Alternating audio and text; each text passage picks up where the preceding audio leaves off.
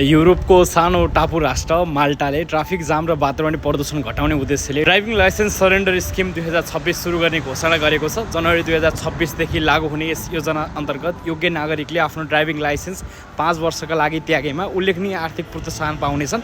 यस योजना अनुसार सहभागीहरूले कुल 25,000 युरो प्रति वर्ष 5,000 युरोका दरले 5 वर्षसम्म प्राप्त गर्नेछन्। योजना विशेष गरी 30 वर्ष वा सोभन्दा कम उमेरका कम्तीमा 7 वर्षदेखि माल्टामा बसोबास गरिरहेका व्यक्तिहरूका लागि लक्षित गरिएको छ। यसले युवा पुस्तालाई निजी सवारी प्रयोग कम गर्न प्रेरित गर्ने विश्वास गरिएको छ। योजनाका शर्तहरू कडा छन्। सहभागीहरूले सबै प्रकारका सवारी साधनको लाइसेन्स 5 वर्षका लागि पूर्ण रूपमा त्याग्नुपर्नेछ। यदि कसैले बिचमै सम्झौता तोडेर लाइसेन्स फिर्ता लिन चाहेमा उसले पाएको रकमको ठूलो हिस्सा फिर्ता गर्नुपर्नेछ, जसमा पहिलो वर्षमै तोड्दा 20,000 सम्म जरिवाना तिर्न पर्नेछ।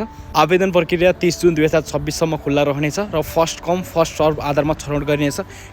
यो योजनाले माल्टामा सार्वजनिक यातायात, साइकल र पैदल यात्रा प्रवर्धन गर्ने अपेक्षा गरिएको छ। यद्यपि सरकारको व्यवहारिकता र दीर्घकालीन प्रभावबारे बहस भने जारी नै छ।